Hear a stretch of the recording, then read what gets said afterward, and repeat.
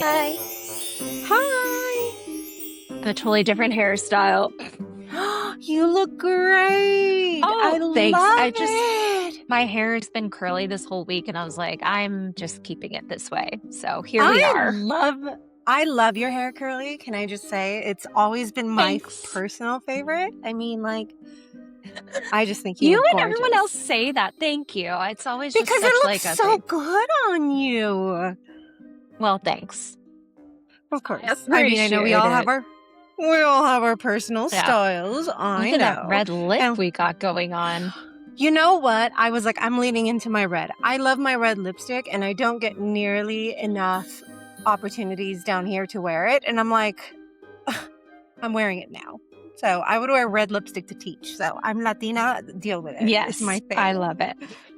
Have you heard about that? That like it's like the power move for Latinas to wear red, and I Yes. never even realized it. I didn't know that. Oh, I just liked, you're like, my this is aunties were red, my cousins it's were so good red. on your like contrast of like, your fair skin and everything and dark Yeah. hair. You're literally Snow White. Oh, I've been told Snow White. Have enjoyed that You are cosplay Snow White. before. Hair of Huh? raven, lips of blood, skin as white as snow. You gotta stop. You've got me going Betty Boop. You've got me Snow White. I'm just like I over here, like, know. yeah. Anyway, Keep going. hi. But keep going, Hello. please. I'm so hot. Actually, I need to cut my bangs. I need to get a haircut. And it's just like, even though I now live 3,500 miles away from Los Angeles, I'm like, my hairdresser, Erica, shout out to Erica. My hairdresser, Erica, I really want to go to her and I need to find a new hairstylist down here. I'm But sure you'll find it's hard. somebody. I know. It just feels like you're cheating, on your hairstylist. I've had her Yeah. for over a decade. Well, anytime you can come out, you just get a little refresher. I always do that whenever I come out. I go to her and I'm like, I'm going to get my hair cut. But anyway, maybe one day I will be stinking rich and I'll be able to fly her down here to cut my hair. How fabulous. I know, right? All right, let's get started. Hi, and welcome to Annotations After Dark. I'm Claudine. And I'm Michelle. Welcome to our final episode. And Claudine, what would you Michelle, title this episode? I titled this All's Well That Ends Well, but with a question mark, because that's actually what I wrote at the end of I think after Nellie's like, oh yeah, everything's fine when Lockwood first comes back. I just wrote All's Well That Ends Well, question mark. I guess everything is fine. Ta-da. What about you? Do you approve of the title? I do. And I like the reference to the play, right? Is it, I mean, I've been wait, talking about Shakespeare a lot, so. yes. I was like, it's a Shakespeare play, but then I second guessed myself for a second and was like, was it Oscar Wilde? I was like, no, it's way too early. But Yeah. I mean, um, Shakespeare is so ubiquitous that you're just like, is this Shakespeare? Because everything is Shakespeare. It's like everything is Shakespeare and the Shakespeare. Beatles. So true. And But yeah, that brings us to what we would call in this 5-episode narrative arc. This is our resolution in denouement. So most of you guys have an idea what resolution is, but Claudine, can you explain what the French term denouement is? I would have to look it up, actually. Denouement, can you do that for me, actually? I know it, but right now you're putting me on the spot. I'm like, I know. As oh, soon as I asked it, I was like, you know what? I was like, um, no, but the thing is, like, this was like the kind of thing that I'd be like, okay, on the way to work, I'm like, I'll review my PowerPoint and be like, oh shoot, I brought up denouement. Do you know the definition? I'm like, well, I know it, but can I explain it? And I'll just like be in my car being like, hey Siri, what's the definition of denouement? So I don't make myself a complete, like basically right now, I'm like, ooh, no. Go ahead, Michelle. What's That's a it. denouement? No, so I really remember this term stuck with me from my high school English teacher, Mrs. Chance in Colorado. Hmm, And the I love old denouement was teachers. what she would call the untangling of things. And that always I love was such a that. beautiful description, right? Because if you think of our narrative arc like a knot, right? Everything gets more and more complicated. And as the complications and the conflicts arrive, it gets tighter and tighter. So the resolution really speaks to kind of like the consequences of the fallout from the conflict. And then the denouement is where we have this ultimately untangling of the conflicts, the essential conflicts of the story. And, where do these two ends of the rope end? I love that. You know what? I love when a teacher makes such an impact that you just remember these things like Yeah. years down the line. I was just talking about Mr. Dempsey, my 7th and 8th grade English teacher, and I was talking about out of the frying pan into the fire with Jafrida and Adam the other day because I was like, I just remember his whole lecture on that. Isn't it great the way our teachers like Yes. just come to us like Kathy from the past and ghosts um, to remind us of these things? But you know what? I never heard denouement described that way, like as a detangling of things. And I think that's a beautiful way visually to describe what happens at the end of the book because you've got all these frayed trauma leftover Mm, narratives, right? From hmm the entire novel that they're frayed and they need to be put back together to give some kind of resolution to the audience who has fallen in love, hopefully, with the characters that they've just spent so much time with. And you want to know that they're okay. In a chaotic world where we don't always seem to get justice and we don't always you know, get a satisfaction for the wrong things we see. I think we turn to literature and movies and everything else to kind of have that cathartic, at least here things are resolved, at least here things are put back together, at least here in this little universe, things are okay. And the people I care about, these characters that I've grown to love, are now okay. And so mm, I kind of love that as an introduction to our final like episode of Wuthering Heights because as much as everybody says everybody sucks in this novel, there is nobody to like. I disagree. I really care for Kathy. I love seeing her growth. I really care for Harriton and all these victims of Heathcliff's vengeance and hmm Heathcliff's anger, even hmm Heathcliff himself, as we see at the end of the novel, right? That they get Yes. some kind of resolution, that they get some kind of rest at the end, and that we can leave them knowing, sort of like Edgar in his death, like, well, at least they're happy. I think at the end of, not to get a little gothic and a little morbid here, but I think at the end of everybody's life, that's kind of what you want to know, that everybody is going to be okay, that everybody's going to be happy, and that you're leaving the people you love in peace. We talked about at the beginning of this podcast, Yes. about how death is all about losing people and who's left behind, but the people who are doing the leaving behind also, just like the audience leaving a book behind, wants to know that everybody's okay at the end. Right. And by being okay, that doesn't always mean happy, right? No, Being no. okay means there's a certain satisfaction to that character's rounding out in this particular set of circumstances because some of our Mm-hmm. characters continue to move on in different pathways and in ways we don't know. But at Mm-hmm. least for the conflicts that they've endured throughout the novel that we've seen them in, um, there's a roundness that occurs, even if Yes. it's a devolving of a character. So Yeah. sometimes Sometimes our that has happened too. characters, yeah, sometimes they don't take the next step on their journey. No. They actually may end up taking a few steps back. So I think this And is that's why fan fiction exists. And that's why we've got sequels. yeah, so many sequels, so many not new Fan IPs, fictions. but like, hey, some people have questions they want to pick up on the story. And I think that's a Yeah. really good segue into kind of framing how we're going to discuss this final episode. Mm-hmm. All right, so let's go back to the Gothic tradition. Initially, when we started, we talked about a few different conventions that this novel employs in the Gothic tradition. One of them is multiple narrators, the other is the element of the supernatural. A third would be doubling. And Claudine, am I missing anything there? I think we're also missing one setting, right? As a Ah, fixed thank you. point. Yeah, a fixed place in time, which is why in episode 1 we spent so much time on the moors, right? Because that's our Yes. fixed place. And here we've got even a doubling, like you mentioned, as one of the Gothic traditions, in a doubling of the setting. We've got Thrushcross Grange versus Wuthering Heights, and we're constantly going back Mhm. and forth between those two.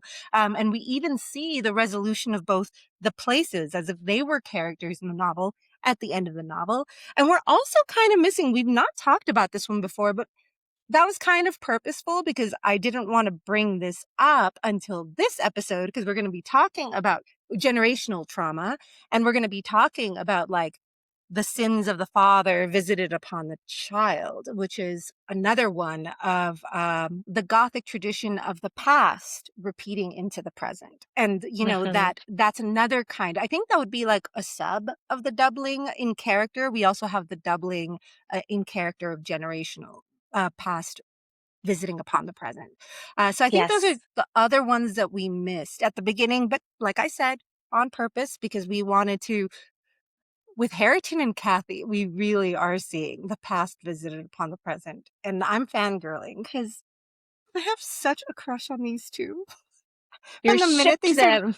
I shipped them from the minute. I mean, look, from the minute Kathy first met Harrington way back when, I shipped them. I was like, wait, I think I'm noticing an enemies to lovers trope. And then this is the chapters where we finally get it. And I was so excited by it because, oh, these two characters are toxic also in the beginning, but then so cute as they grow into their relationship. And it almost makes me be like, why did we waste so much time on Heathcliff and Catherine when we could have been spending time with Harrington and Kathy?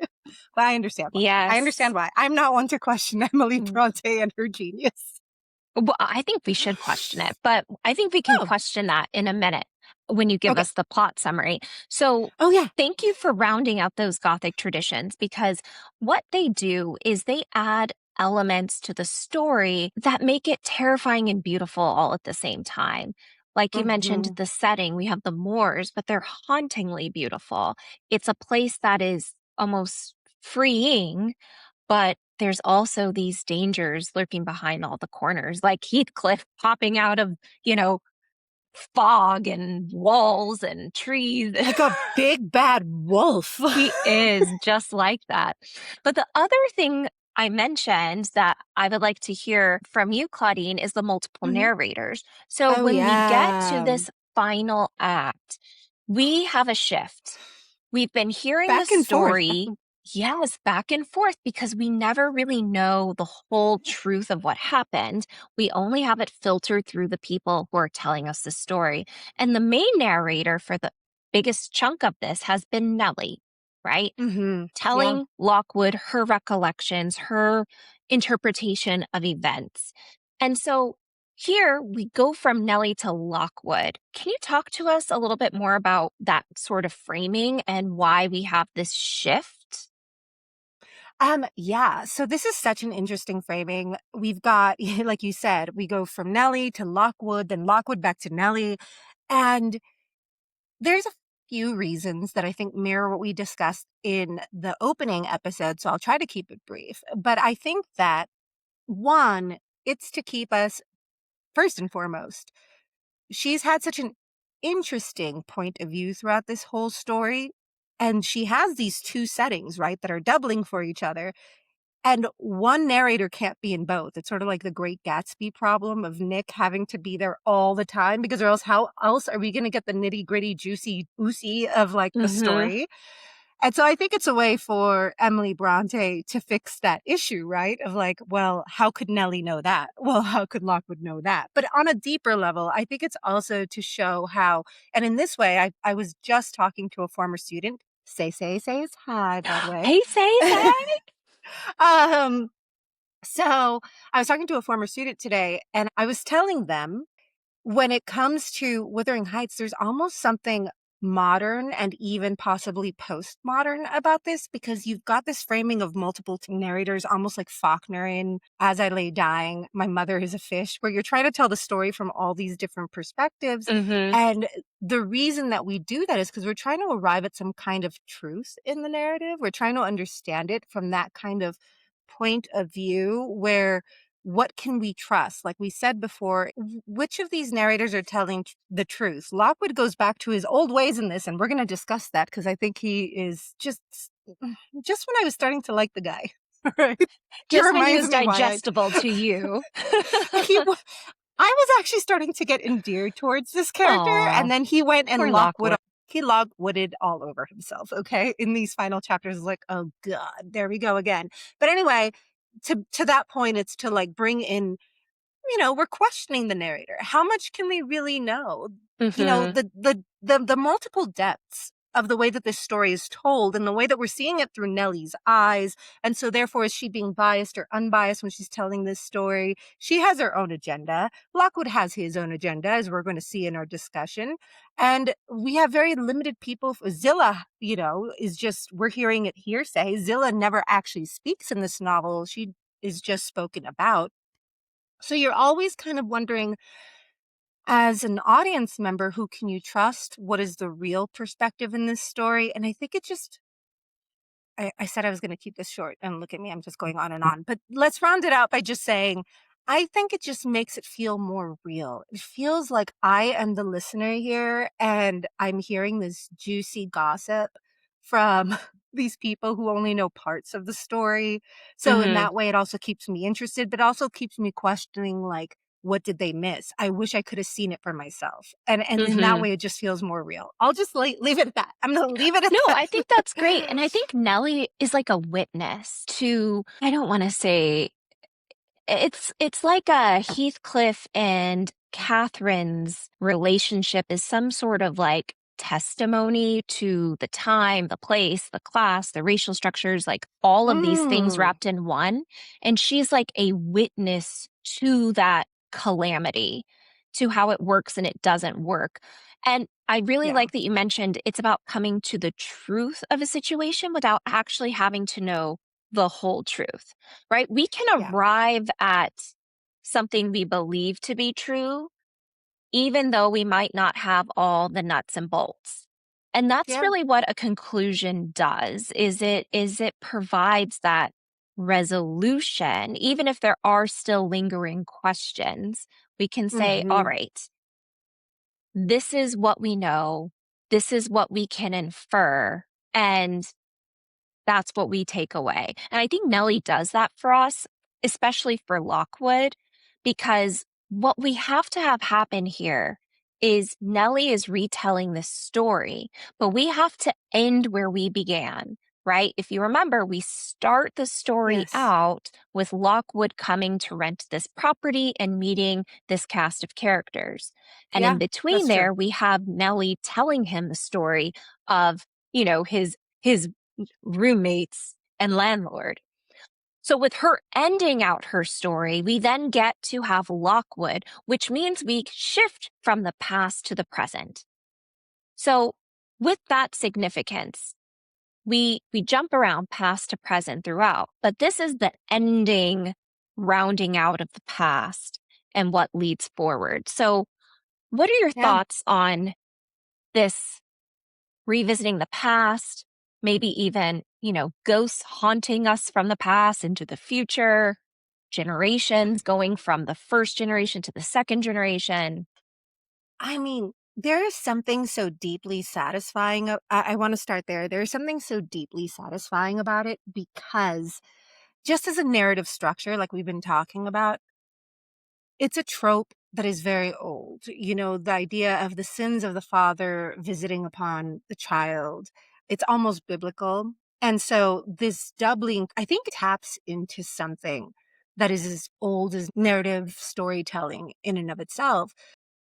I'm going to get very psychological here. I think there's a part of it that is a fear of death in and of itself. And so there's a comfort in knowing that the story keeps going, that, your Mm, little footprint in time is carried on by your children, that legacy. there's a legacy there. Yeah, I think that it has. I think that's why um, there's something haunting about it. And I think that's so deliciously perfect for the Gothic tradition, right? Like, you want to feel haunted. I think it's also a great way to set up a resolution because, you have this deep tragedy at the climax of the novel of Heathcliff going insane and starting his reign of terror, of Edgar losing the love of his life, of Catherine's life being cut short, and her never really getting to let that wildness free. And Hindley, just hatred consuming his life until he became a miserable person who almost kills his son, who abuses him, and then dies himself a miserable death, lonely. Um, we want to see those, like you said, with the denouement, those stories resolved, and what a perfect vehicle for those stories to be resolved upon, but the children, Hmm. the legacy holders of all this tragedy, to resolve this tragedy, and that Nellie, our narrator, gets to see the resolution is a catharsis Yes. for us as well. And so I think that Again, that narrative, yeah, witnessing, right? Not yeah, observing, but witnessing. It's a yeah. testament to what has happened. And she's so happy too, and all the fruits of her labor, the love, she gets to think, hey, maybe I planted a seed of love in Harriton so early on with how much she loved that child, that no matter how much Hindley and Heathcliff try to beat it out of him, it still grew to be a possibility for him to love Kathy despite all her faults.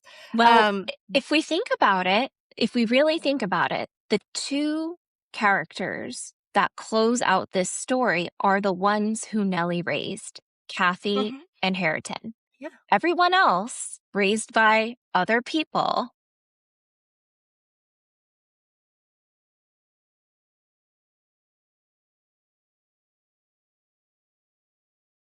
her care and the care that she imbued and that only she could give these two children. So, with that, why don't you guide us into the plot? I just want to tie on to what you said about Nellie. I haven't seen Fennel's adaptation of this novel yet, but this is why I'm so Nor upset have with I. the So, yeah, when well, you know what, maybe we should do an episode where we watch it and we talk about it in comparison to what we've just read. I think, maybe our audience members might like it. Maybe I'll put it to a vote. We'll see if they want us to talk about the movie too. But I was just going to say, I did hear about how Nellie's character was treated in the movie, and I'm very disappointed, because Nellie is the one character that I'm just like, she more so than earlier on, we talked about how Lockwood is us, but more so than Lockwood, Nellie is us. We're also kind of living through this trauma through her. So her resolution right. for me was very important. But let's get to the plot, like you said. All right, so with chapter 28. These are chapters 28 to 34. So last time we left off, was on a cliffhanger. Like, what Yes. the hell, Heathcliff? He steals Kathy away from a dying father. He locks Nellie and Kathy in a room and says, you can't come out until you marry my son. Like, WTF? Are there no laws protecting women in the 19th century, Even Michelle? if there were, Heathcliff doesn't care about it. It's I, about his that, own self gratification and satisfaction. So, Fair enough. And we know that there probably were very minimal to any right. laws protecting women in the 19th century. But that was a little bit of a sardonic joke. So after 5 friggin' days, 5 of Nellie being locked away, Zillah finally lets her out. And I have questions like, what the hell? Every other character in this novel that is in Wuthering Heights, how could you? But we'll talk about that later. She lets Nellie go, and she tells Nellie, hey, by the way, did you know that everybody thought that you and Kathy were lost in the moors? She's like, no, obviously not, because I've been locked in here, because y'all have not let me out. Anyway, Nellie goes running around the house looking for Kathy, because of course that's her baby. She raised that baby. And she finds Linton. And Linton, this little weasel who's more preoccupied with his candy and everything he owns now that he's married to his cousin, basically says, what do you care? She's my wife now. You can't do anything about it. And if you try, Papa will beat you. The words I would have for Linton. But anyway, Nellie goes straight back to the Grange to tell everything to Edgar, who is on his deathbed. He does not need this, Michelle. He doesn't need this. Like, he is dying. He's got to worry. Can you imagine? I mean, I'm not going to ask you to imagine that, but like, he's on his deathbed. His child is missing. And Yeah. now he has to He's going deal with through all of it. this. He's going Hmm. through it. So he does 2 very smart things, right? he sends out a bunch of servants to rescue Kathy while at the same time calling in his attorney to Yeah, be his like, you know lawyer. what? Yeah, his lawyer. His I'm solicitor. His solicitor, his because we're in the UK. Miss. Right. Thank you. Mr. Green, who, but a crappy lawyer is a crappy lawyer, whether you're in the States or the UK, Michelle, because apparently we find out later that Heathcliff has paid him off to not change the will.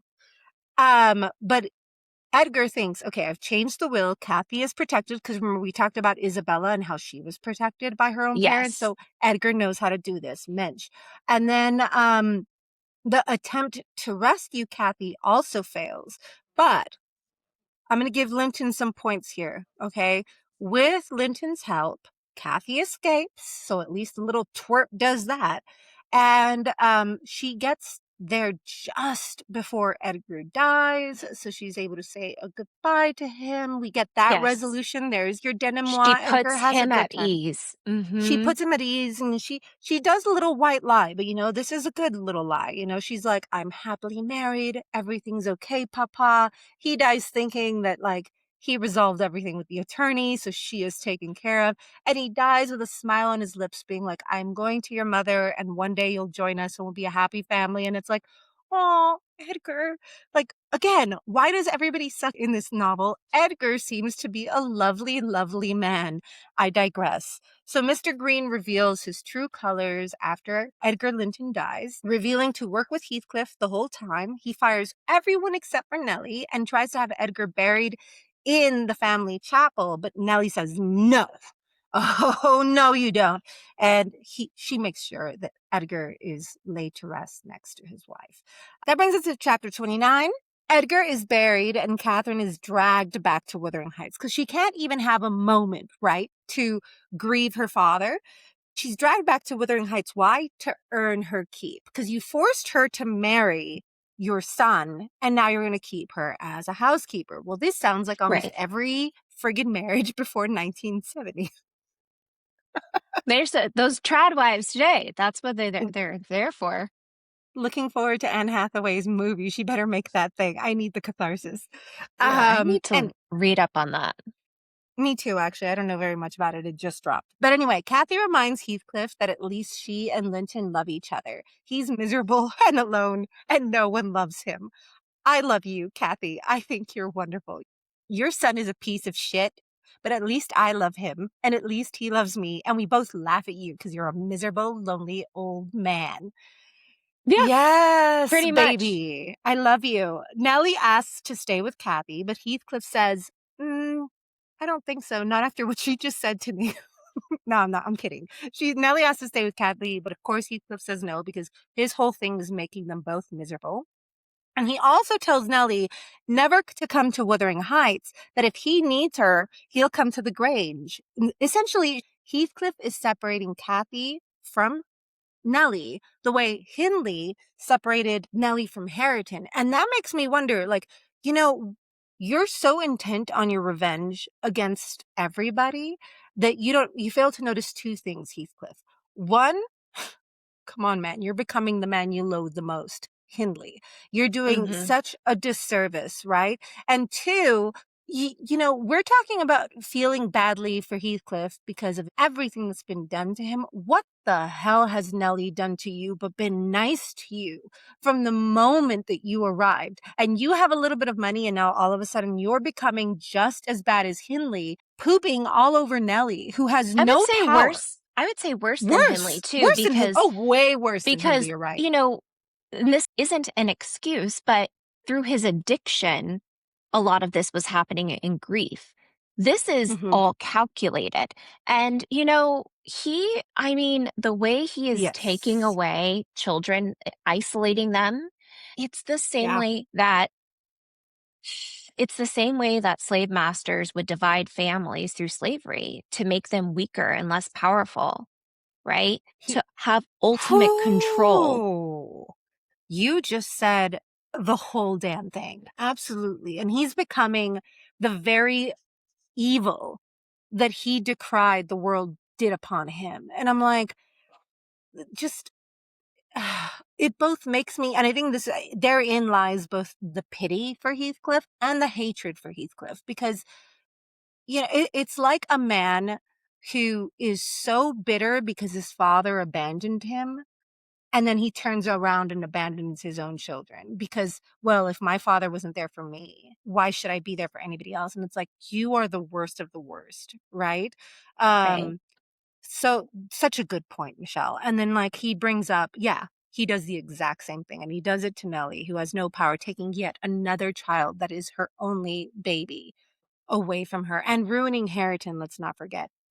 So Kathy goes to pack, and then Heathcliff discusses Catherine's grave and his future in it. And we'll talk about that we'll talk about that more, because this is where basically Heathcliff is like, and then while Edgar was being buried, I bribed the sexton, not the sexton. Was it the sexton? Yes, the sexton, to Mm-hmm. let me dig up Catherine's grave, sicko. Sicko. And then he's like, oh, she looks just like she did when she was buried. I doubt that. I think that's his own psychosis. And then he wants to be buried right next to her so Edgar can't tell them apart. I mean, I hate this guy. Anyway, let's keep going from there. So so that brings us to chapter 30. I know I gotta hurry up on this because it's taking too long, but the resolution is just so delicious. It's like a dessert that It you just want to is. savor. Anyway, so that brings us to chapter 30. This is a very quick chapter. Nellie tells Lockwood that that's the last time she saw Kathy, as she only gets news about Kathy from Zillah. And the last she heard, Kathy was forced to be Linton's nurse. Which, you know what?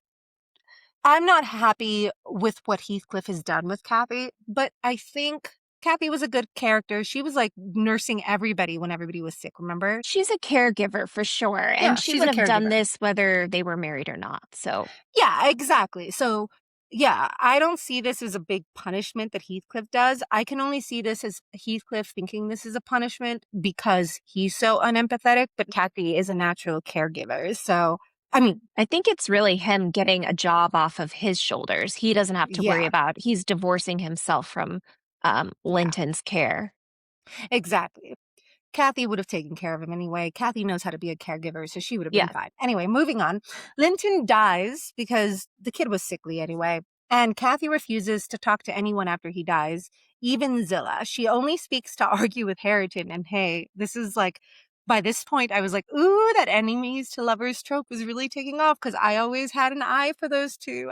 We start getting a lot of hints that Hareton is falling for her in this chapter after Linton dies. He's staring at her. He tries to help her when she can't reach the books. He tries to get close to her and touch her hair, and she slaps him away. And he even goes up to Zillah and goes like, can you tell Kathy to read for us? I really just want to hear. I'm just so bored, but don't tell her I told you. It's all very cute, but it goes very quickly. And he feels for her because he can see her Oh yeah. distress and he's lived through He's that distress, so, which yeah, shows, his pain means empathy, yeah. yeah, he has empathy. That is something that Heathcliff wasn't accounting for when he Mhm. was forming and rearing Hareton. He thought he Yeah. left him barren, right? With no intelligence, but there's some things that you can't unteach. And, Yeah. you know, hopefully this is where we're seeing Nellie's impartment on his upbringing coming in. Absolutely. And so then when Heathcliff hears that Linton is dead, that his son, let me remind you, is dead, his first thought is to grab the will and to show Cadby that Linton left everything to him. He's like, aha, it's all mine now. And I'm like, your son is dead. Like, what is wrong with you? Such an asshole. Kathy stays in her bedroom for 2 weeks following this. She is not only grieving, but she's also just dead tired. I mean, she's been taking care of him, and she hasn't grieved her father either. Let's remember, she went straight from her father dying to now losing Linton and now being alone in the world. And when she finally comes down, it's just obvious Hareton is a goner for her for the obvious reasons I just brought up. And then that's when our narration shifts. And so Nellie's like, well, that's the story, Lockwood. That's all I've got for you.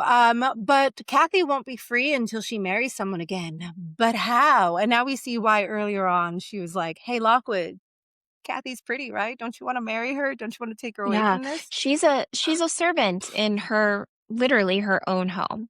So that's Exactly. what Heathcliff has done. He's turned truly the heirs of these estates into his servants, and he Which rules was over his them. vengeance from the start. That was his vengeance. Right. That's what he wanted. And then, of course, like all miserable mofoers, he realizes I'm not happy still. I'm like, of course not, baby, because hatred will never bring you happy. Hatred just begets hatred. That's not going to fill that gaping hole that was left behind. But anyway, Lockwood is feeling better now. And in a change of narration, we go back to Lockwood through his diary. We're told that he's going to go to Wuthering Heights to go back to London because these people are crazy. And so his days as a misanthrope are over. I am rejoining society. I have realized this is not for me. Realizing something, as usual, we already knew all along. So, Lockwood goes to Wuthering Heights to tell Heathcliff, you know what, dude, y'all are too weird for me. I gotta go back to London. It turns out I am not for the North like I thought. And so when he goes there, Nellie is like, hey, can you take this letter to Kathy for me? And so he does, but then he's not sly about it because he's Lockwood. And everything he does is just, I mean, as much as he means well, it's gonna go to shit, right? So he gives Kathy a letter from Nellie, but excuse me, that's your son. But Not Harrison Harrison. Not Harrison. but Harrington takes it, and he and Kathy start to fight. But as soon as Kathy starts crying, he's like, oh, here, take it back. Which tells me Harrington's like, you know, the only way I can get attention from you is to get you mad at me, to fight with me. Think about a third grader pulling like a little girl's hair, even though I do not approve. Do not approve of that advice. Do not tell your little girl, well, he just likes you. F that. But that's basically what Harrington is doing doing there. He's saying, you know, I really like you, but you won't pay attention to me, so I'm going to make you mad. Oh, but don't cry. Don't cry. Here are your letters. I didn't mean it. Anyway, we learn that Heathcliff has taken all of Kathy's books. Ugh, that punk. That dick. Like, seriously, you've already taken everything from her. You must take her books. Anyway, he tries to, but Harrington saves a couple of Kathy's favorites. And then he tries to read them because, like, he's like, well, these are her favorites. I want to read them so I can know what she likes. So sweet. But then Kathy makes fun of him because he doesn't know how to read. He can barely read his own name. I mean, he did lock her away and help her get forced married, and she missed all that time with her dad who was dying. So I know she doesn't love Harrington. It totally makes sense because, like, when she yells at him, he burns all her books and then he slaps her. So, okay, not a perfect love story. Not a perfect love story. But, goddamn it, Harrington, we were rooting for you. We were all rooting for you, Tyra Banks status. Heathcliff tells Lockwood that Harrington looks so much like Catherine that it actually physically and emotionally hurts him. And I wonder, is this a little bit of growth or is this just his obsession continued? And then And remind us Lockwood, why he would look like Catherine. oh, Why would because he look like Catherine? oh, right, because if we haven't forgotten, dear reader, Harrington is Catherine's nephew. That's her brother's child. So it makes sense. Like, I have 3 children in El Salvador. They're not mine, but all my friends think they are because they look just like me because they are my cousin's children. So, everybody, anytime I post pictures of these kids, they're like, did you abandon your children in El Salvador for your cousin to rear? I'm like, how dare you? But yes, they look identical to me. Genetics are crazy. Then Lockwood, being fucking Lockwood, muses as he leaves. Ugh. Wouldn't it have just been so lucky if Kathy had fallen in love with me? Not even I had fallen in love with Kathy. Kathy had fallen in love with me, and then I could have rescued her from this terrible place, but she didn't fall in love with me, and she didn't fall all over herself to be with me, so I guess she can just live in her misery. I hate this guy. I told you he was an incel, No, Michelle. if he was an incel, he would have been like, I don't care if you love me or not. Let me just take you away. She has No, agency. because He's he respectable.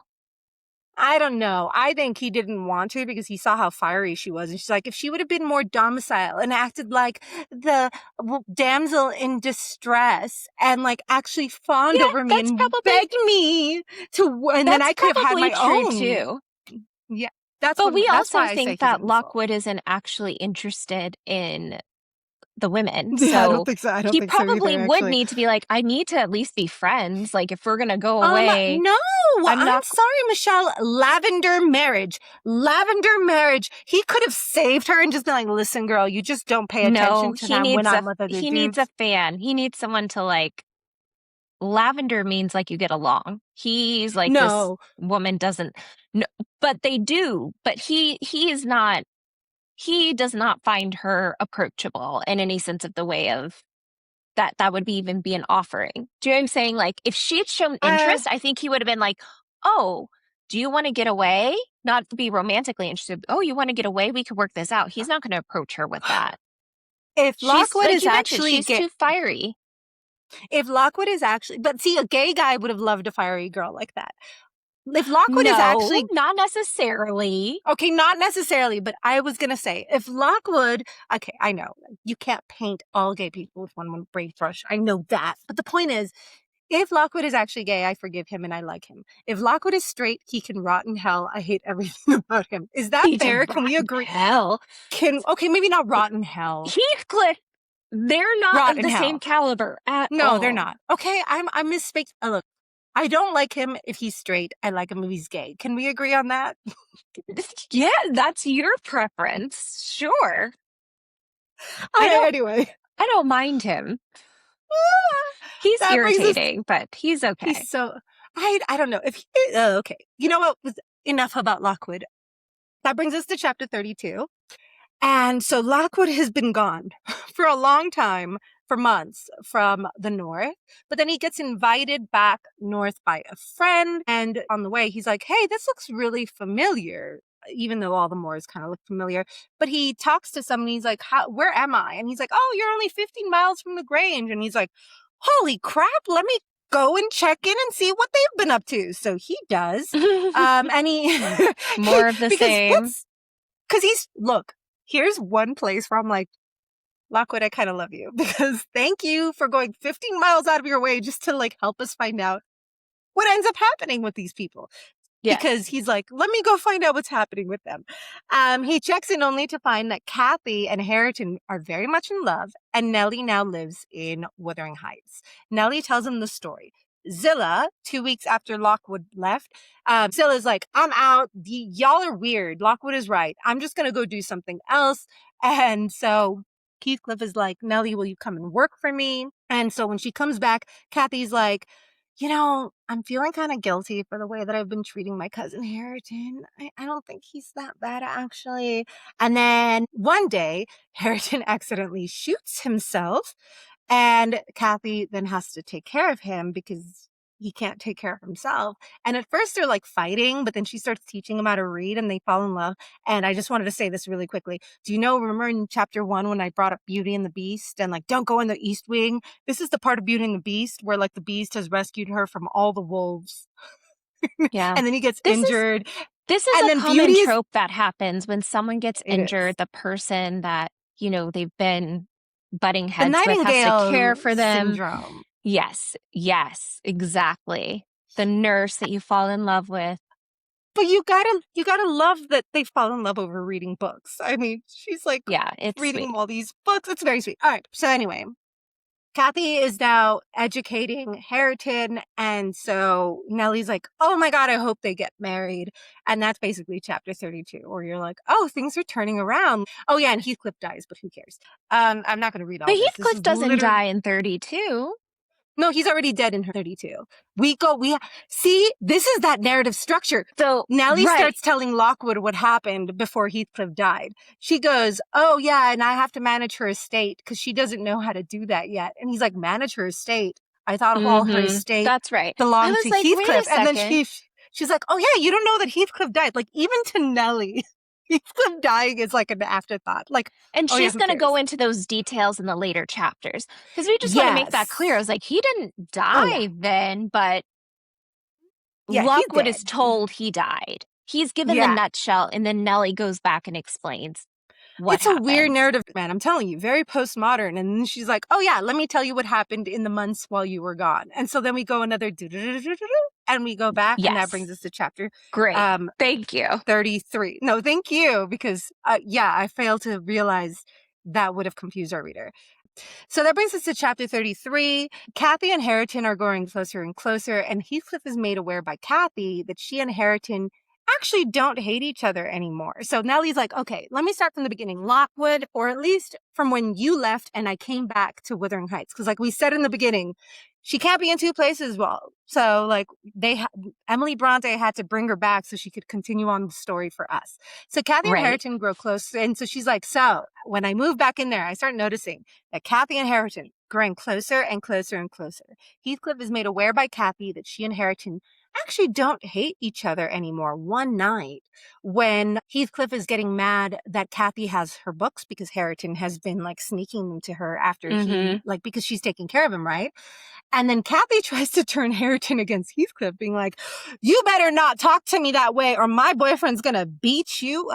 And Hareton is just sitting there like, please leave me out of this. Don't tell him that. And so Kathy is kind of left by herself, and Heathcliff is getting angrier and angrier, and he lifts up his hand to like hit her. And then all of a sudden he stops. Like Hareton doesn't get up to like stop this at all, which I was surprised about. Cause come on, Hareton, but we'll get to that later. So anyway, he's about to slap her, and then he stops because he looks at her. And do you remember what he sees, Michelle? That makes Yeah, him go like, he sees Catherine's eyes, which is like, you've been missing this whole time. or is this part of the supernatural? Kathy is No, no? Okay. I don't know. think I was just throwing that out there. No, I like that you're throwing that out there, but it just shows how oblivious Heathcliff, like he doesn't see these people as people. They're pawns, they're tools.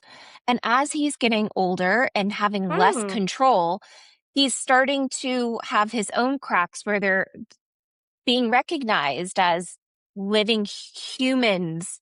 Like he's seen these things, her eyes have not changed. Yeah. He's been as You know, feisty. could this be She's his been all of growth? this. Could this be part of his No. growth? No, I don't okay. think it's No, growth.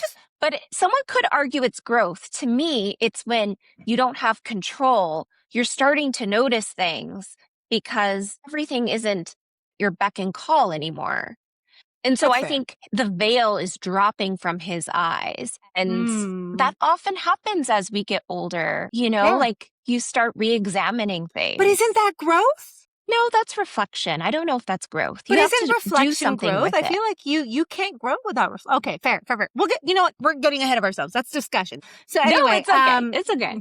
It's okay. Hareton communicates to Kathy that it hurts him to turn against his father because like afterwards, Kathy's like, what the hell, bro? Like you didn't defend me. And he's like, listen, I need, and look at the healthy nature of the relationship. Catherine and Heathcliff could never.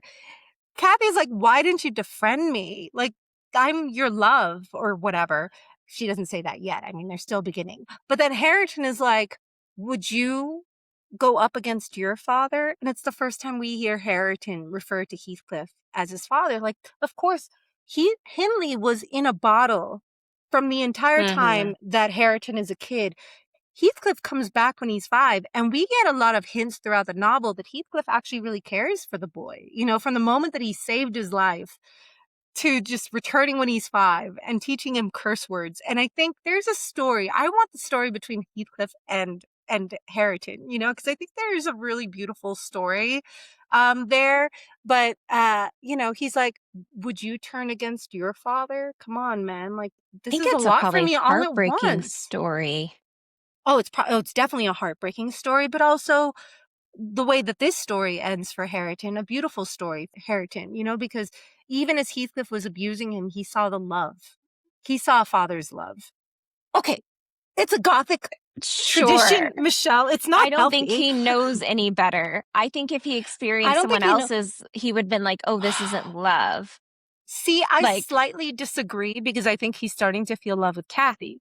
I think he loves him as his father. And I think that there was, we don't know. That's part of the narration. Nellie's not there to tell us what their relationship is like. And I have a hard time believing that Hareton, who seems very smart and who's so capable of empathy and love, would love a tyrant like Heathcliff if there wasn't something redeemable in him to love him. Well, because he's treated like a dog. Like if you feed the dog once in a while, they're going to be loyal and, you know, totally. you throw him a scrap. But as he's falling in love with Kathy. I think he's noticing that for sure, but I think there is still that grain of love. Anyway, we'll talk about it. We'll talk about it. So the point is, he's like, please don't do this. Don't put me in this situation. That is, for all intents and purposes, my father, and it hurts. And to her credit, Kathy's like, I understand.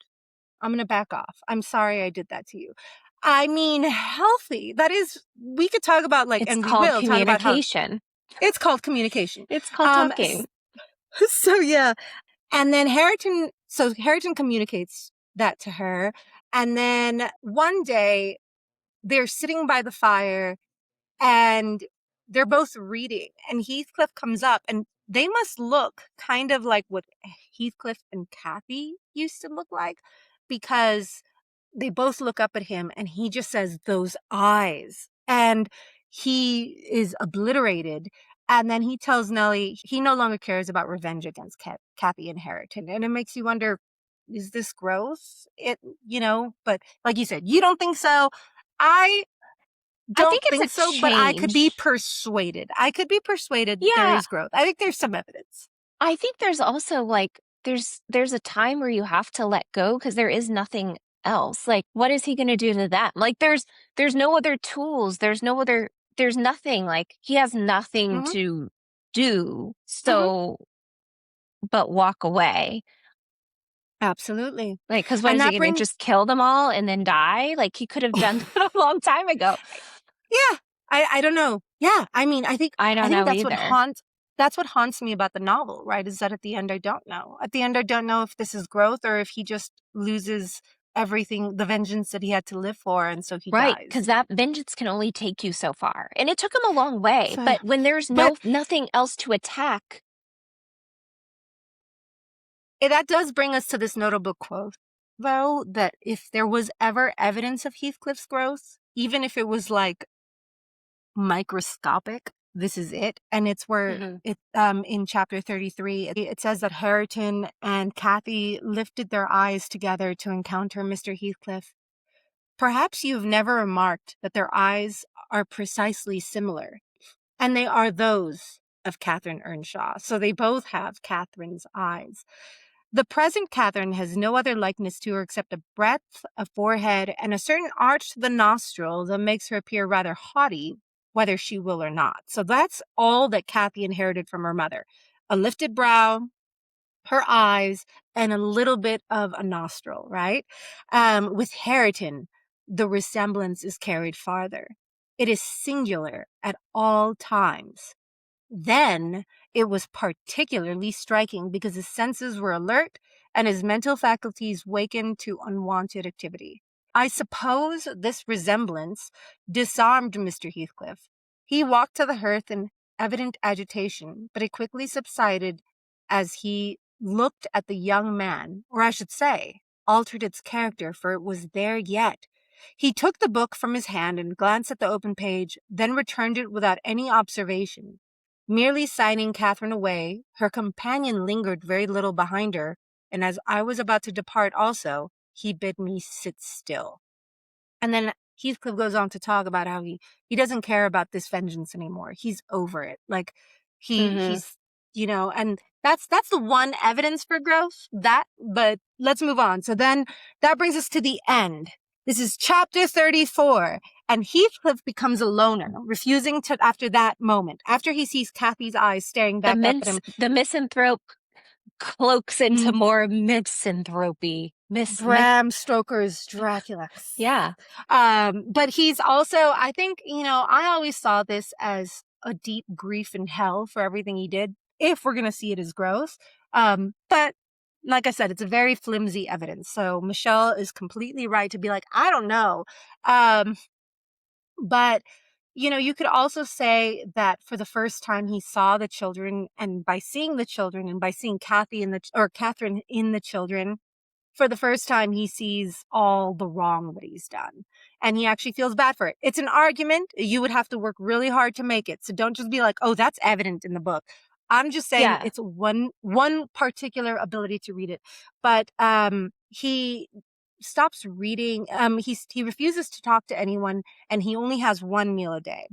And one day he goes for a long walk and then he comes back in a great mood. He goes to a long walk on the moors and comes back in a great mood. Did he see Catherine?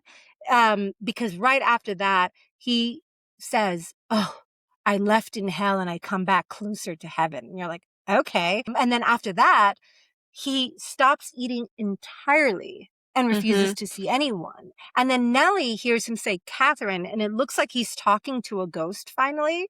And then when she tries to shake him out of his stupor, all he does is remind her of how he wants to be buried next to Catherine. And I'm like, don't do it, Nellie. He doesn't deserve it.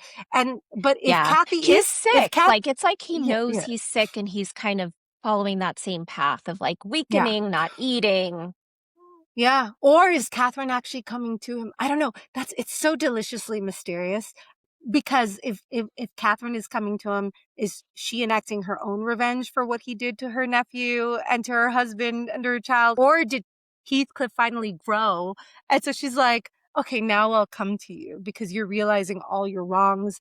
It's like The Or Lady is and the he Tiger. delusional? Or is he delusional and is sick and is excited at the thought of his own death because of the prospect of being united with her?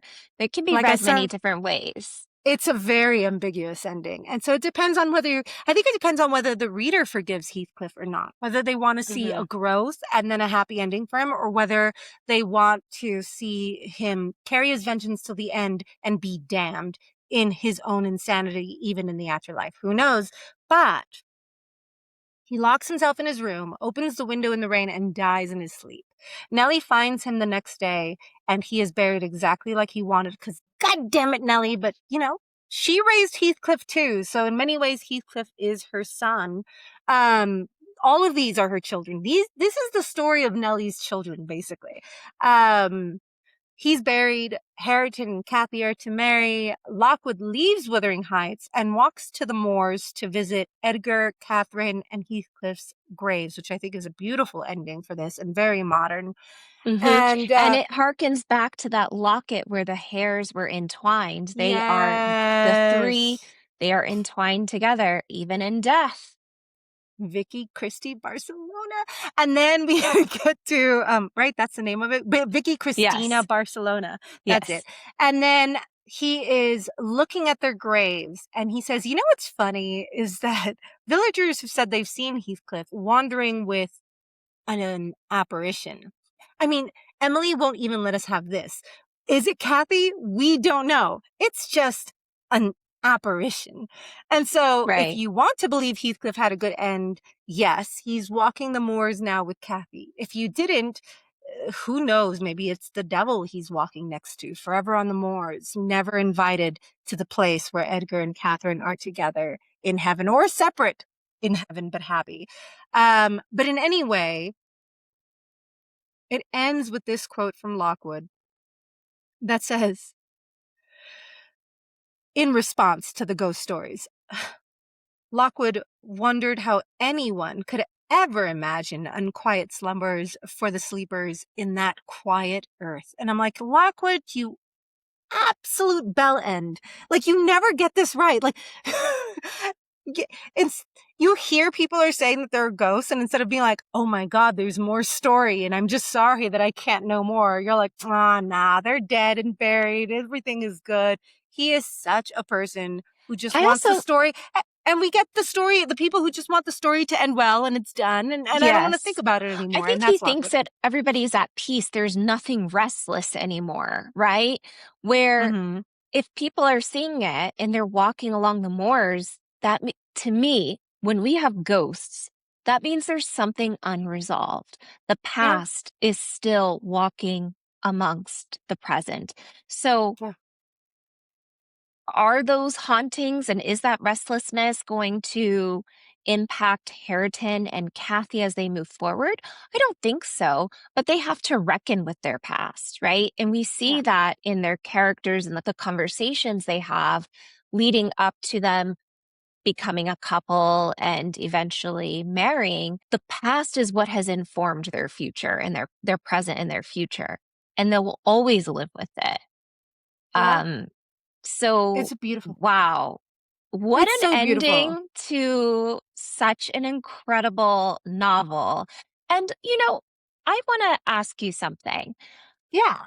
This novel isn't spooky, right? One of the things we reference in our annotations after dark is that we're looking at the darker side of literature. But that Yeah. doesn't necessarily mean it's horror or anything like that. What would you consider the dark part of Wuthering Heights? Besides Heathcliff? That's one um, part. yeah, it's a His huge part. character is it's a Um, huge part, right? no, I'm joking, but at the same time, I'm serious. I think, to the 19th century reader, I mean, we're a little jaded. I mean, Michelle and I, the horror movies that we watch would, make a lot of people dive under their covers. We really love horror. So to us, this doesn't seem too spooky. To my sister, Michelle, it's been keeping her up at night. Like, she's literally scared of this book. So just to give it a grain of salt, but as to it not being a spooky narrative. But I think what's really haunting, at least to me, what's really dark, besides Heathcliff, is that there are people like Heathcliff in the world. There is a Right. darkness to the human spirit. And I think that Emily Bronte is really asking us to reflect on that darkness within all of us. I think that's why none of her characters are perfect. Even Nellie, as much as I love her, has her flaws. And I think, and there's a certain darkness, especially to the main characters. Kathy, and the way that she mocks people's ignorance and their lack of privilege. We talked about the racism in in early parts that I don't think Emily would have necessarily been as open to as we are, but even just like the way that Catherine, claiming to love Heathcliff, is able to discard him, even as we've talked in great lengths in previous episodes about us understanding why she does it, there's a darkness to that. Hindley's darkness, even the father's darkness, Joseph. I mean, all of these characters have this dark entity in them. And I think that's what's truly haunting is why do people do what they do? Why do they hurt one another? The way that she takes a fairy tale and just makes it so base and so human and so full of mistakes and even purposeful, malicious pain caused on others. I think that to me is what's really dark and scary about this novel Mm. because you confront human beings like that and you're just like, I go out into the world and as cynical and as dark as I sometimes am, I mostly assume that people are good. And in recent years, it's been harder and harder to feel that way. And Mm. I think this novel really brings that to the forefront. How about you? I am of the same mind as you, and I'm going to bring it back to one of my favorite authors, Stephen King. Hmm. Something that's been brought to my attention and that I've seen in his body of work, and this will make sense in the connection I'll make, is that I really believe that Stephen King sees the good in the everyday person and puts these people in these supernatural circumstances and has faith that despite making mistakes, they're going to do the right thing, Yeah. right? And I kind of see that with this novel in Sheraton and Kathy, right? Yeah. There is faith that they are going to be able to see through this storm of their families and the mess that they come from. They're good. They make mistakes. They're misguided. They act out. But when it comes down to making the tough choices, they choose other people and they believe in the goodness in other people. And Yeah. that ultimately I is like what that. breaks them from this. So I think I'm particularly haunted, or what keeps in my mind is how family can be so destructive to its own self. And I mean, some people, all they want in the world is a family, someone to love them, creating a legacy, all of that.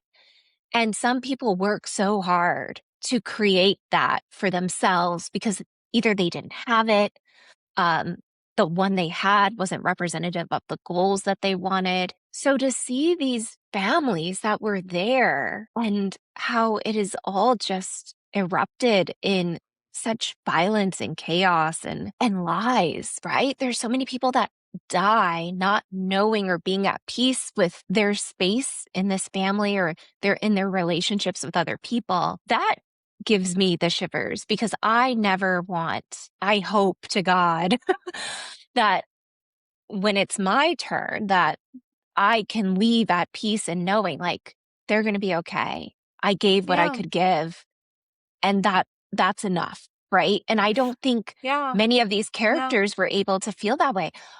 If Just any, really, Edgar. besides Just Edgar, Edgar. yeah, that Just Edgar. I And gave maybe enough. Nellie in the future.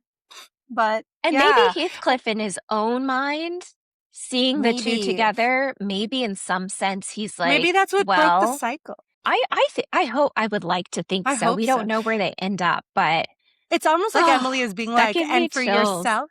Yeah, I'm Yeah. like, it's almost like Emily is like at the end being like, and what are you going to choose for yourself? Because she I went through love so much, that like to bring question. this back. Yeah, because, we go back to when we were talking about, the context of this novel to bring this full circle to why this context is so important in this novel. You're like, you know, she dealt with a lot of loss. She lost her brother. She lost her mother, her sisters. She was in a society that she didn't understand and didn't like, and that didn't Mm-hmm. understand her. She was a woman, a very, very intelligent. Like when I tell you, the professor that Charlotte Bronte fell in love with, he talked about how she was just a genius. Mm-hmm. And can you imagine being a genius woman in this time and just not being able to Yeah. just be yourself? And so, she could have given in to bitterness. And I think that's why I asked at the beginning, I was like, do you think Heathcliff might be a representation of Emily Bronte and her worst qualities? Because she's like, I want Yeah. to watch the world fucking burn. You've got me trapped. And instead, she's like, but it's what you choose to do with that bitterness, to let it go, to, if Mm-hmm. not forgive, to let go and focus on what you can control. And I think that's what Kathy and Harrington do. So that kind of brings me to this question, just to bring it full circle. We started this episode and really this entire book with this doubling. And we talked about how Kathy and Harrington and that generational trauma make them kind of versions of Catherine and Heathcliff. And I think that I like to think that Emily Bronte gave us Kathy and Harrington as a way to say, look, you can choose a different path. It's back to what you said in the first or the second episode. Why didn't Catherine just teach Heathcliff? You know? And Yeah. here we have Kathy teaching Harrington. And then it's like, why didn't Heathcliff just try and say, F you, I'm going to raise myself to be worthy of Catherine? And then we have Harrington doing the same thing. And so so we see how different these characters are. What do you think is the difference in Kathy and Harrington's characters from their predecessors that break the generational trauma, break the doubling, and make them unique? If you had to say one thing that made Kathy a different person than her mother or Heathcliff or any of her predecessors, even Isabella, and if you had to say one thing that made Harrington different to them, that made them shift, what would you say is different in their personalities that made them change that way? Not to bring another literary reference in it, but the phrase that comes to mind for both of them is the things they carried. Tim O'Brien, right? Mm-hmm. They know what they're carrying, but they choose to leave things behind. And I love that to that. me is the biggest difference because all the other characters do is carry, and it's burden on burden on burden. They're never unburdened, right? And these two, they carry this past, but they also know how to set some things aside. And Yeah, I think that's what we all hope to be able to do because we I can't completely agree. divorce. I don't think they'd be where they were if they were like, let's not care, let's run away, let's No, no, no. You pretend we're can't run different away from people. things. You have to You deal with can't. them. You have to see it through. So, um, yeah, Yeah, that's how I would say that novel ends for me. And I absolutely agree. well, Yeah, I would add to that. I would you? add to that that for me, I would add to that that I think it's that, definitely that. But I think it's the fact that they refuse to let go of empathy that allows Mm-hmm. them to let go. Because I think that once you have empathy for others, once you start seeing like that person really hurt me, your first instinct, your natural instinct is to want to be like, I'm going to hurt them back. Right.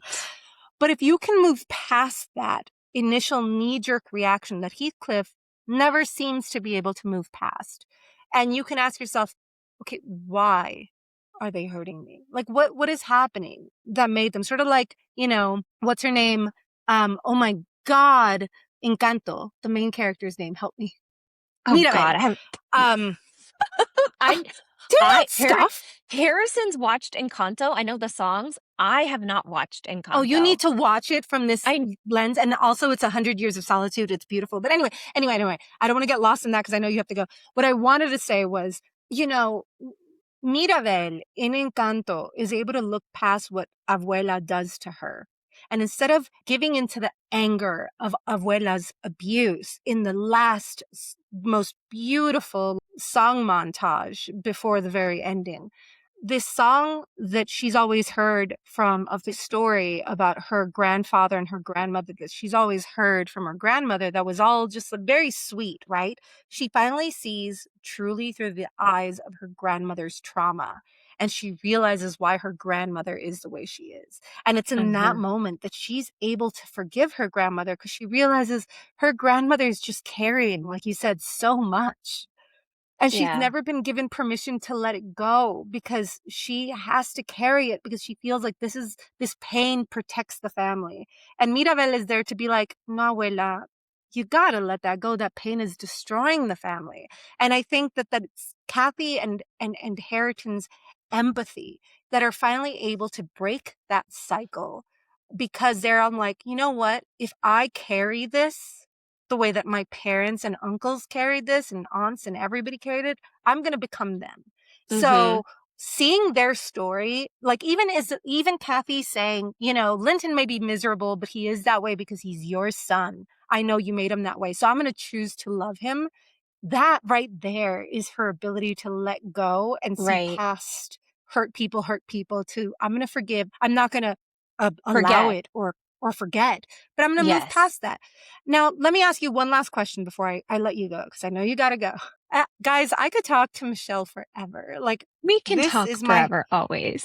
It is my joy to talk to Michelle. But the last thing I wanted to ask you is, what do we make of Heathcliff's death then? I know we touched a little bit upon it when we were doing the summary, but do you think, like, where do you land? Do you really think there's resolution and forgiveness? And are you of the people who think that Heathcliff and Catherine rejoin on the moors and they're happy? Or are you of the people who think he's delusional and he's trapped in this limbo, but he's been given maybe a forgiveness of being with somebody? Well, like, what do you think happens in the end, basically, is what I'm asking, especially concerning Heathcliff? I think Heathcliff dying after seeing Kathy and Hareton come together is resolution to his revenge arc and where that led. So did I need him to die some tragic death? No, I think him dying with full knowledge of when his plan started to where it ultimately ends is sufficient. It's a sufficient, satisfying ending that he reaps what he sows, in that it ends in happiness. And ultimately, it does end in his descendants it's not his direct descendant, either of them, right? He's not biologically tied to either of these. So that part is spoiled. But he is the father, as Hareton acknowledges him as his father. So essentially, his heir does get control of both of these properties. Now, is his heir now controlling and, having others under his toe? No, because there's nobody left, right? But they get to start anew and fresh and as a conjoined household, because truly these are Earnshaw and Lintons that now have this space. Yeah. Wait. And then that brings... No. Yeah. Earnshaw. It's the Earnshaws and Lintons. Yes, the Earnshaws and Linton. And so Heathcliff is like he never even existed, right? Because he's not Earnshaw or Linton. It's like they go back to where they began. And Right. just to round off this discussion, because, don't ask me that question. I just asked you because I don't know. To me, it's all ambiguous. It could be that I oscillate. It depends on the day. Whether I'm like, if I'm really mad at Heathcliff and I want him to just be damned, I'm like, yeah, he's walking the moors with some like devil and he's trapped and Kathy's free. Or he's walking to the moors with his memory of Catherine and he's happy and that's good enough. Or whatever, any number of things. It's ambiguous for a reason, but I do want to bring it back to race and end the conversation on Wuthering Heights there, because that is one thing that does haunt me about the novel a little bit. And it's the same thing that haunts me about Othello when I read it, because Mm, there's so little representation for people of color at this time. When people of color are used as a point mm, in a narrative, I'm always a little bit, not the word suspicious, but wary. And my guard is up because, right. every novel, every piece of art has a theme and it has a message. And just like with Othello, Wuthering Heights always makes me wonder, what was the purpose of making him a person of color? And what are you saying to the audience by erasing him at the end of the Mm-hmm. novel, well, as if he didn't exist, and making him such a malignant force while he's a person of color.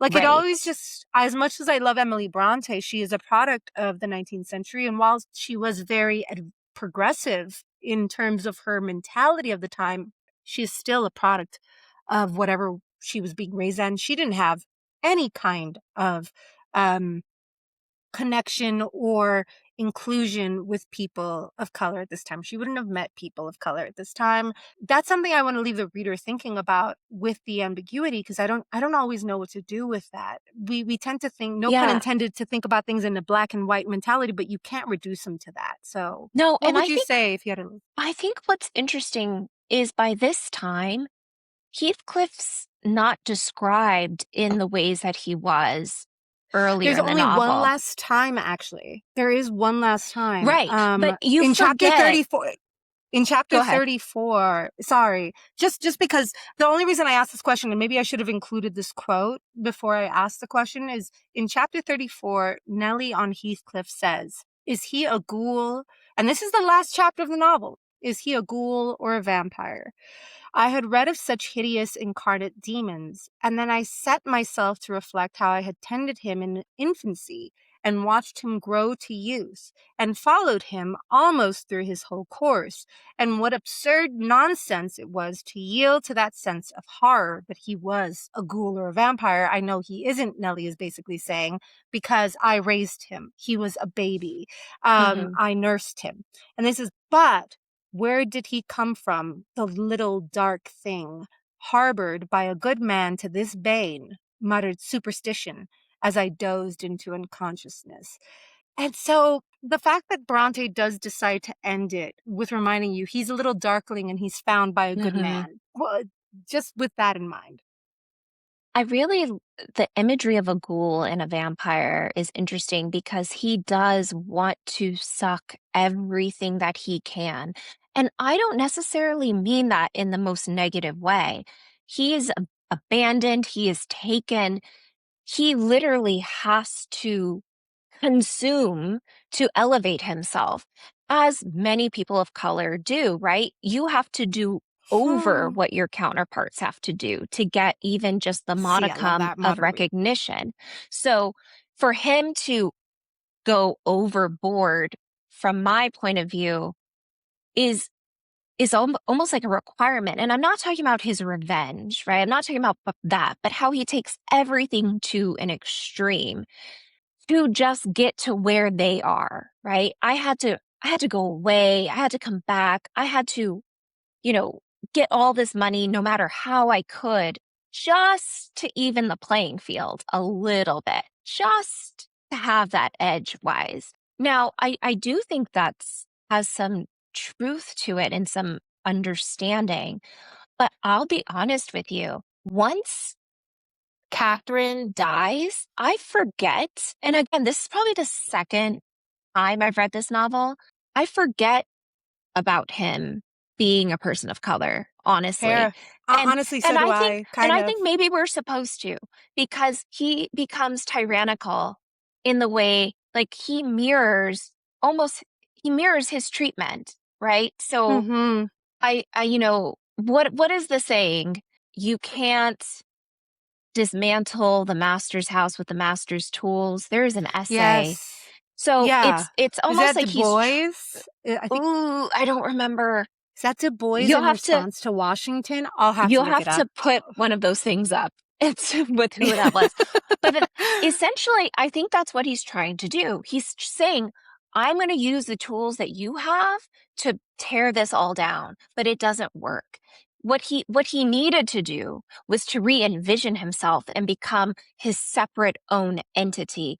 But without that kind of without seeing anything different, without knowing anything different, without having imagination, education, and all of those things, he is devoid of that. So he just becomes like the master. And I like ultimately, that. I love that reading. I think he ends that way as well. He Mm-hmm. dies in the way that I think Mr. Earnshaw, in a way, dies, quietly, alone. And what happens after? Who Who knows? I mean, knows? that's the afterlife, right? And Bronte is like, I'm not smart enough to dictate what happens afterwards. That's a story for, hey, Another maybe if we day. all die and go to heaven, maybe she has a sequel. I don't know. Anyway, that was so good. You know what? We have lived, breathed, and eaten Wuthering Heights for so long. I don't know what I'm going to do now. I guess Well, start a we new got to find novel. another book. So we'll come back to you guys. Thank you for being on this journey with us. We'll let you know what's next in store in our Gothic Tradition series. But Claudine, thank you so much for being on this wild ride journey through the moors. And let's see what light is on the other side. Oh, and thank you so much for letting me pontificate and just go like, wow, obsession all over your time. It's been such a blast. And you know what? It's I love talking about literature. It's the thing I miss the most about grad school is just sitting in a seminar and just Yes. taking it apart. So thank you so much for giving me the space to do it again. So fun. I hope you guys at home loved it as much as we did and you join us. I hope you guys keep reading along. I hope you guys keep listening along, even if you're not reading, although I really think you should read because that's the whole point of this podcast is to get people reading along and, excited about reading literature. And the best annotations happen after dark. So please join us for our next whatever book we're going to do. Yes. Thank you for being with us. And remember, enjoy your fear. We'll see you next time. Bye, guys. I love you. Love you. Bye. Bye. Bye.